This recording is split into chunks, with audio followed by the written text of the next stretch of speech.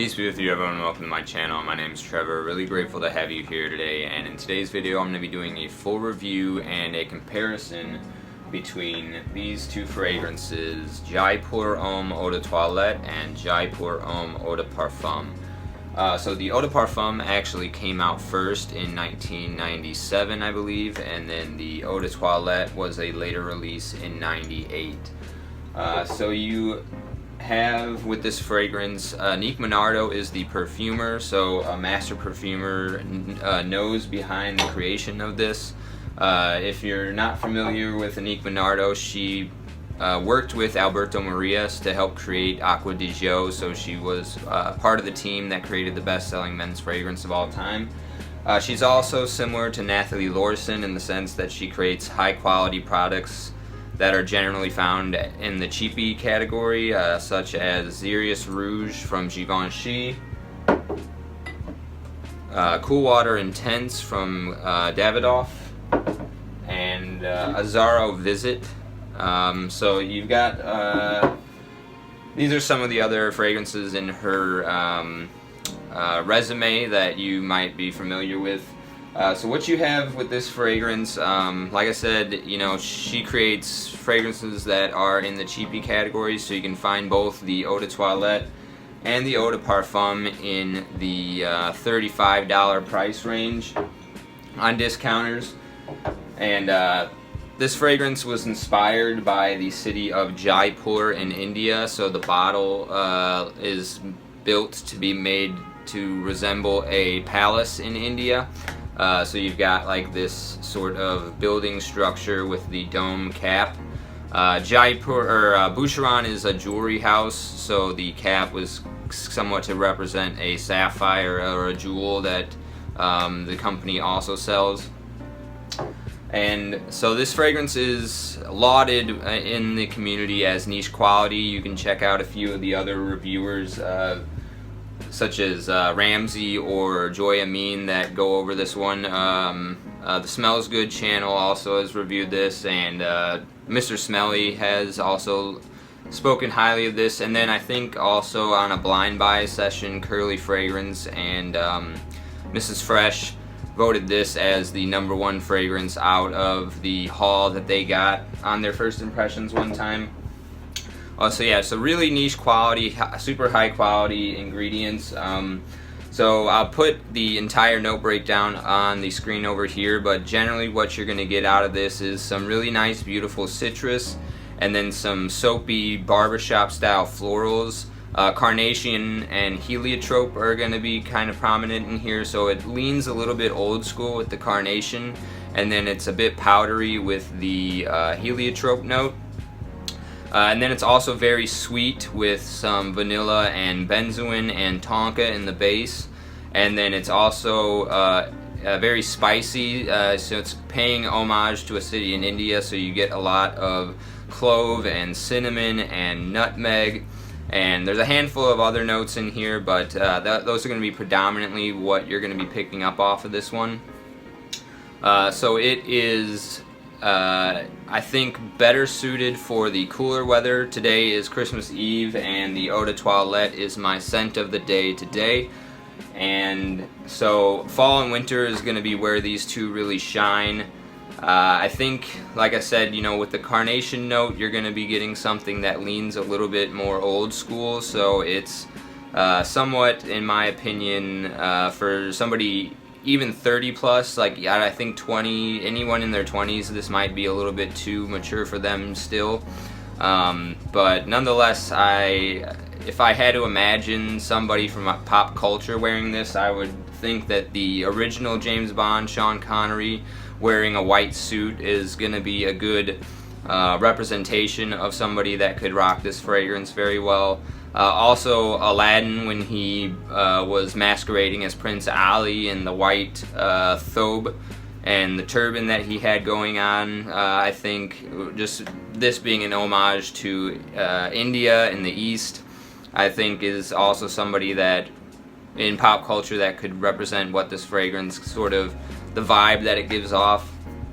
If I had to imagine somebody who could rock this in real world settings, somebody like a bellhop, I think, captures a good representation of this. Like, they could rock this very well. So if you're a bellhop or anybody working in a hotel or a casino or a banquet hall, those types of settings where there's some element of luxury and you know, opulence in some sense surrounding you, I think this is going to be well suited for that occasion. Hence, you know, I'm wearing this for Christmas Eve, so holiday dinners, some type of dressed up black tie event is where these two are really going to shine the most. If I had to try and describe how it smells outside of the note pyramid, it's somewhat like a cinnamon soap. So if you got like a soap that was been infused with cinnamon, you can kind of grasp what this is going to be smelling like. Like I said, you get that the spicy accords with some soapy florals. If you've ever tried the root beer barrel candies, this kind of smells like opening up a bag of those, just the way that it has this very sweet yet spicy accord that's also powdery. So you can think of like a spicy baby powder as well as something that you could imagine these smelling like. And then also if you were just at a barbershop, maybe like an open air barbershop in a spice market, so you've got those aromas that are going on in the barbershop with the blue juice that they've got for washing the scissors and stuff, but then there's all the spices like the cinnamon and the clove wafting around in the air, and these two worlds are colliding in this fragrance. So that's kind of how best I can describe it smells outside of just picking up on the general note pyramid. And then the differences that you have between the two. So the Eau de Parfum is like the note breakdown of the note pyramid is identical, even though on Fragrantica this one's going to have fewer notes. But if you go to Parfumo, the note pyramid is identical. What the difference between the two is that they emphasize different aspects of the note pyramid. So with the Eau de Parfum, they put more emphasis on the sweeter notes like the vanilla and the tonka. So this is a lot more creamy, a lot more dense, better suited for the colder weather. I prefer reaching for this one in the fall, whereas this one is a little bit brighter and the citruses and the spices are more brought to the foreground with this one. With this one, the citruses act more as top notes, whereas with this one, the citruses are a main player throughout the course of the wearing of the fragrance. And this one's a little bit more rough around the edges per se because of the spicy accords in here. It gives it a little bit more of a rough texture, whereas like I said, this one's more well-rounded and creamy. I like reaching for this one in the winter more because of that rough texture. I feel it helps cut through the bitter cold a little bit more. However, this one I think is also more wearable in the warmer weather as opposed to this one because the citrus plays a higher or there's more emphasis placed on the citrus with this one.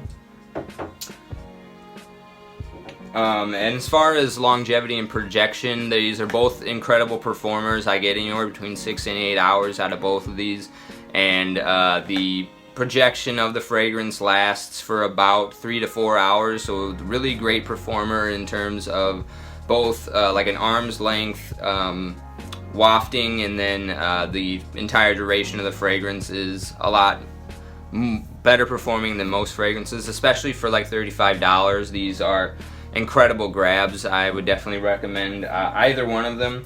I personally prefer the Eau de Toilette myself. As you can see, I've gotten quite a few wears out of both of them, so like they are a couple of my go-to fragrances in the colder weather.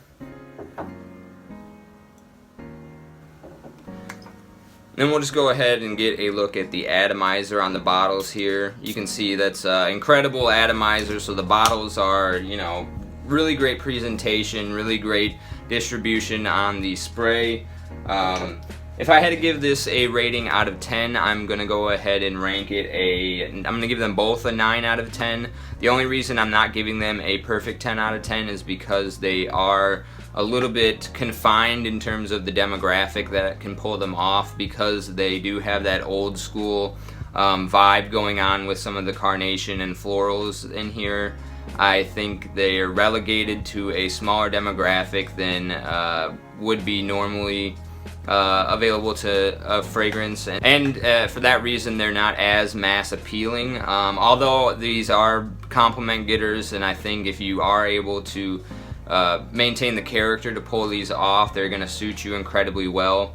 But like I said, they're really reserved more for like black tie events and being dressed up, so they're a little bit not necessarily the most versatile, but like I said, you know, you can see the juice level in here. I do get quite a bit of good wear out of these, and they're a great one just to wear around the house because they have such a nice, beautiful, sensual accord, and it's a soft, smooth, creamy, comforting kind of vibe going on. So yeah, that is my full review of and comparison between JAIPUR Homme Eau de Toilette and JAIPUR Homme Eau de Parfum. Let me know if you tried these ones in the comments below, what your thoughts on these are, and I'll see you in the next one. Take care.